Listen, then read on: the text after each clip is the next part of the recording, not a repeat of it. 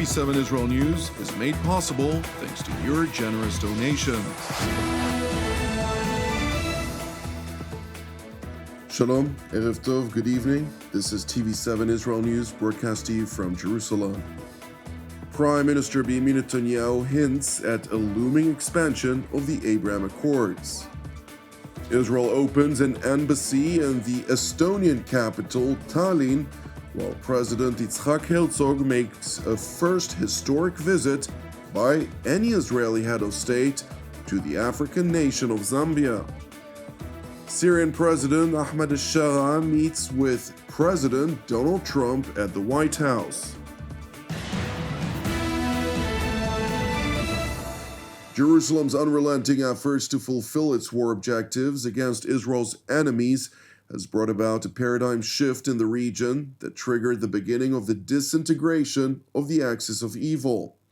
In an address to Israel's parliament, or Knesset in Hebrew, Prime Minister Benjamin Netanyahu proclaimed that in spite of the devastating blows that Israel sustained on October 7th of 2023 and the days that followed, Jerusalem has effectively crushed Tehran's regional tentacles.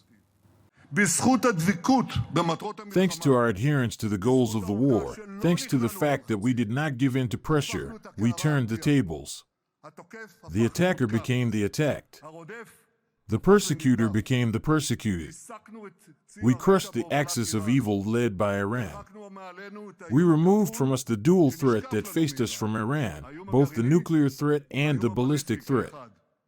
2 days after the war began, I said that we would change the face of the Middle East. These were not empty words. In the Gaza Strip, in Lebanon, in Syria, in the refugee camps in Judea and Samaria, in Iraq, in Yemen, yes, in Iran, we struck our enemies with full force. The Israeli Prime Minister continued by stressing Jerusalem's unapologetic resolve to enforce the ceasefires that were struck with its heavily battered enemies.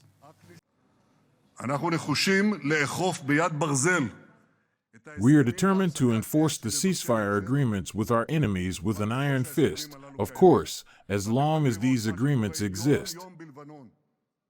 And you can see what is happening every day in Lebanon. I think it also happened this morning, but it is no longer possible to follow it. Whoever seeks to harm us, we harm them.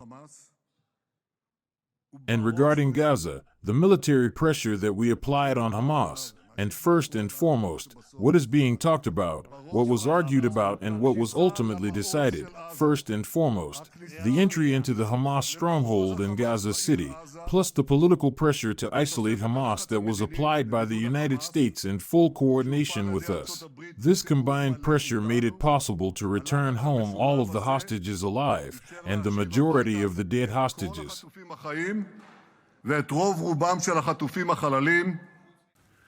Netanyahu continued by emphasizing his resolve to ensure the return of the remaining 4 hostages that are still held captive by the Islamist Hamas terrorist organization. And while Israel is committed to the ceasefires that it had agreed to under U.S. mediation, it will not stand idly by as its enemies, which remain openly determined to annihilate the nation-state of the Jewish people, are rearming.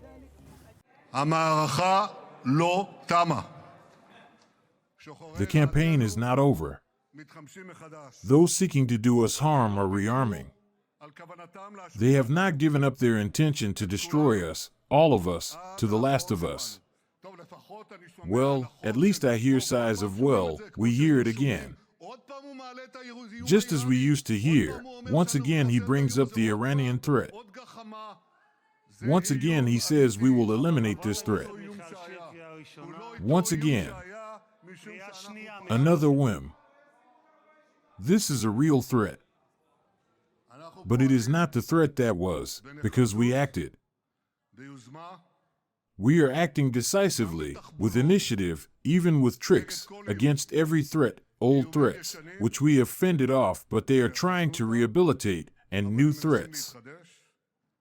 In Gaza, Hamas will be disarmed. Gaza will be demilitarized. Either it will happen the easy way, or it will happen the hard way, but it will happen. From Israel's unequivocal position of strength, Jerusalem is resolute on its aspirations to expand the circle of peace with countries in the region. Israel is stronger than ever, and Israel is bringing countries in the region closer to it than ever before. I assume you will hear about this later.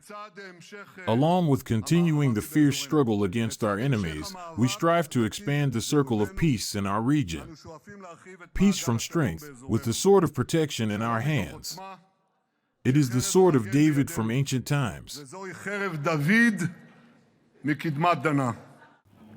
While U.S.-led efforts to expand the Abraham Accords in the Middle East are reportedly at advanced stages, Israel is deepening its relations with countries around the globe to include a first historic visit by the Israeli president to the African nation of Zambia.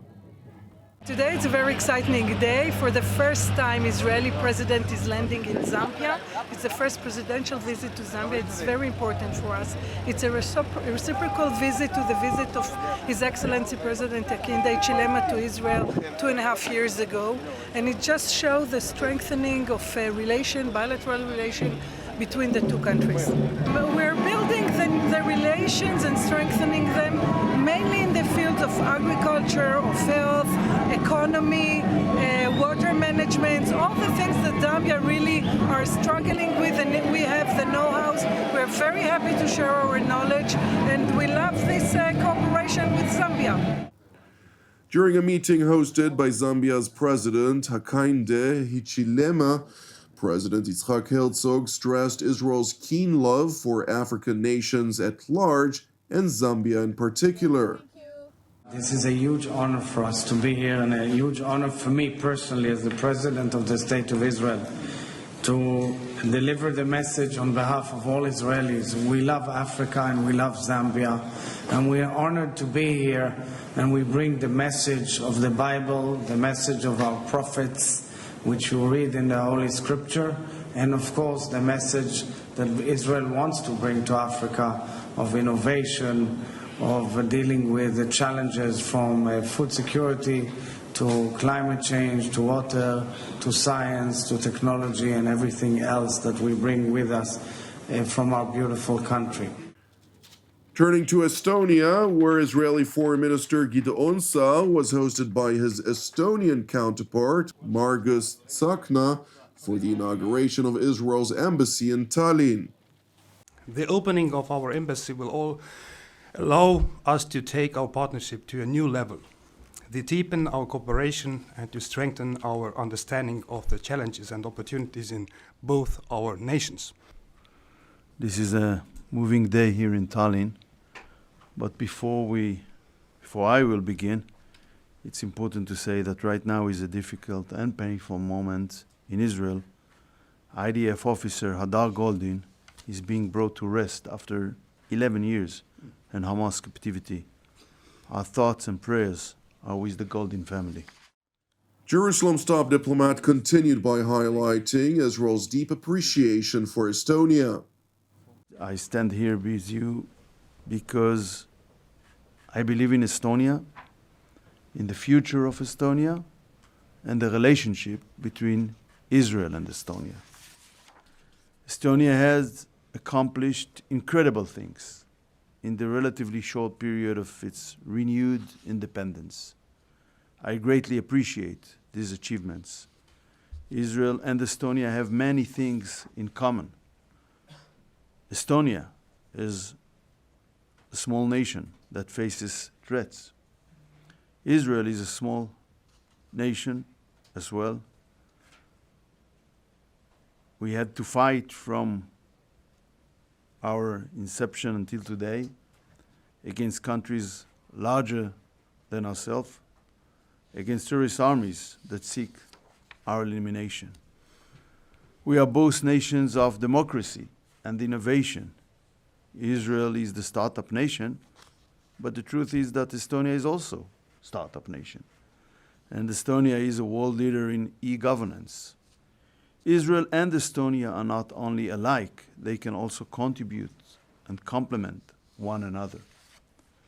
Israel has much to learn from Estonia, especially in the area of public sector innovation. The digital efficiency of Estonia's public sector is a model to emulate. It makes the lives of Estonian citizens easier and better. We should learn that from you. Tallinn's top diplomat, for his part, expressed Estonia's view that Israel is a reliable partner. I'm very grateful for this very straightforward relations what we have had between me and Foreign Minister Gideon, because Estonian has been always very open about our positions, about Israel, about the region, but also about our needs and our concerns in our region. Bilaterally as well, what Estonia needs as well a reliable partnership. And if you see what kind of defense concept we have built up during the last 30 years, it is a copy from Israel as well. It's a total defense concept.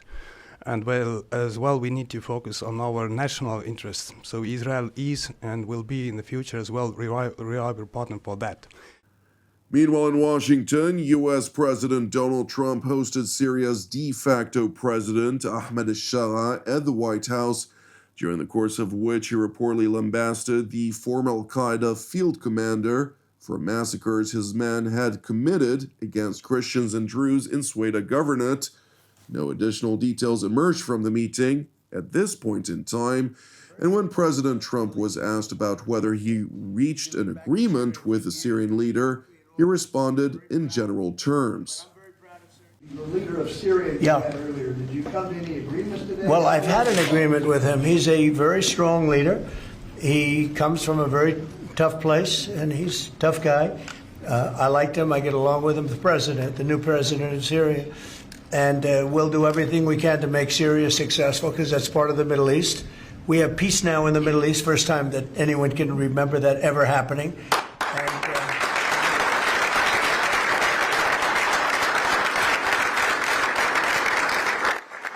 Syria is a very big part of the Middle East, very important part. If you look back at Syria, for years they had the doctors, the lawyers, they had so many of the great intellects. It's an amazing place with great people, and we want to see Syria be successful along with the rest of the Middle East. So I have confidence that he'll be able to do the job, absolutely.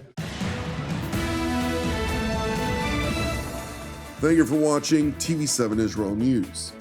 I would like to thank you for your support to TV7 Israel, since your donation is essentially helping us produce our daily news updates from here in Jerusalem.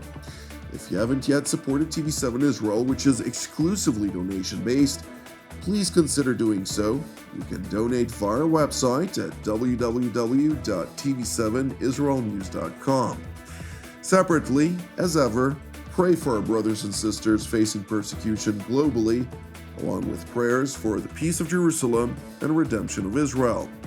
I'm Jonathan Hassan, wishing you an Erev Mevorach, and God willing, until our next update, Shalom from Jerusalem.